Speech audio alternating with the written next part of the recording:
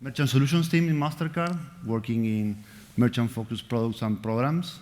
And today, basically, I want to share with you a little bit of what we see from our angle on SoftPOS in general, how we see the traction, the evolution, and potentially the future for the solution. Basically, from the Mastercard point of view, we are always working and experimenting with the technologies to find how it can be of value to the payments industry. In many aspects, we've been working with SoftPOS for a while, allowing the first pilots in Europe with PIN-based solutions before MPOC was fully available, to ensure we are pushing the technology to help consumers and merchants thrive in this space. Again, always is a balance with each new layer of technology that hits us, is a balance between convenience and security, right? We cannot really allow widely technology to drive us like we see today in the conversation around generative AI and the potential impact of such technology in the world. From this year, we've seen that evolution in terms of the POS becoming much more powerful. This last step that is happening, particularly in Europe, due to the context of contactless penetration, of the usage of contactless in Europe, that allows a contactless-only solution to be widely deployed, is that suddenly we are seeing the final transformation as a full software-based solution, right? So it's no longer improving the capabilities of the hardware itself. It's actually now removing the hardware with some benefits, of course, some things against, like losing some capabilities for some specific scenarios. But we see that this is a trend very as Simon was sharing with us, very much impacting the market in a positive way and enabling a lot of use cases that we couldn't allow in the past. We see also some traction in other regions of the world with QR codes, for example, but in Europe in particular, NFC and the experience of tapping is really something that has taken off widely, and with the last markets like the UK and France finally removing the restrictions on online PIN, we are seeing another layer of growth for contactless transactions. Again, what is the main use case of SoftPOS, right? It's tap on phone for merchants. This is, again, what we see, a tool that could really bring us new acceptance locations for merchants that traditionally couldn't accept or didn't want to accept payments. Gives you a lower barrier of entry to acceptance, pretty much easier. But at the same time, a way to replace potentially dongle-based devices for those that still the dongle is a problem. And third, for those who want to change the user experience. For big retailers, which they have a set of acceptance situations or scenarios for the customers, this is another layer that could really improve the service. And this is something that is always trending, right? Everyone is focusing on making the user experience the best as possible. And then again, SoftPOS allows that in many scenarios. We see from the pilot phase and now finally moving into like full scale based on MPOC and the readiness of MPOC, the labs and everything in terms of widely scaling the solution. More than 40 markets during our pilot phase deployed tap-on-phone solutions in Europe. And now we have, by the launch of Apple in Europe last year, we have iOS being supported too. In the past, it was only Android in Europe.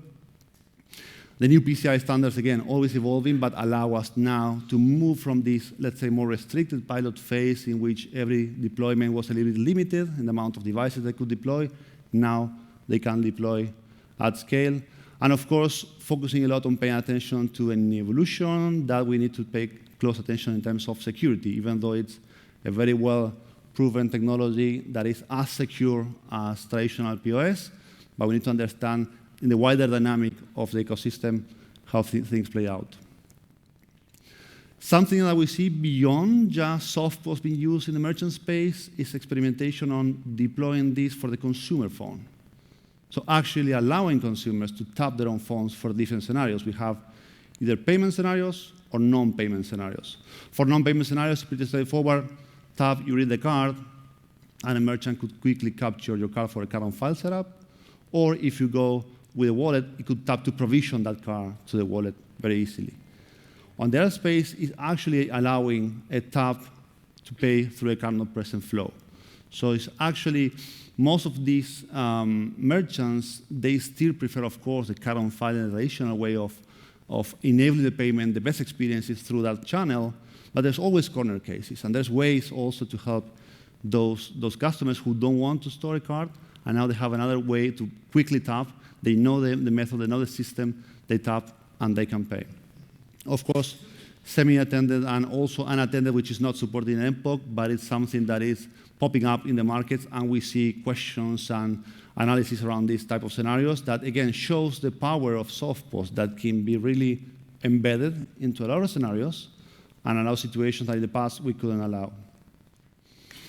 We think that one of the main things of this true revolution is that ability to quickly go into the space where we see, for example, cars today, where you get a software update over the air and suddenly you have more horsepower or you have new features unlocked, right?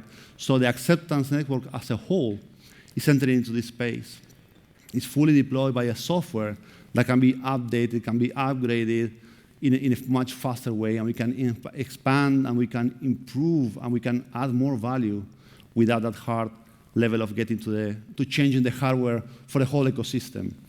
Some of the key things we are also experimenting in Mastercard is how do we move some of that processing capacity that requires the phone to process the payment into a cloud environment. We can really diminish the amount of processing power that the device needs in order to allow more and more phones, a wider range of phones, to accept contactless payments.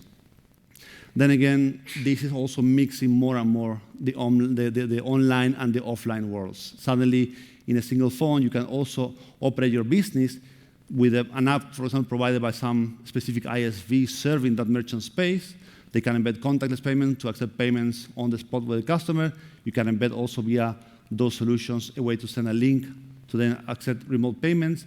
Everything around the mobile phone of the merchant. And I think in this space is something that could really help us get into a stage where the dynamism of the acceptance network becomes something else, and of course, enabled by the transformation of software.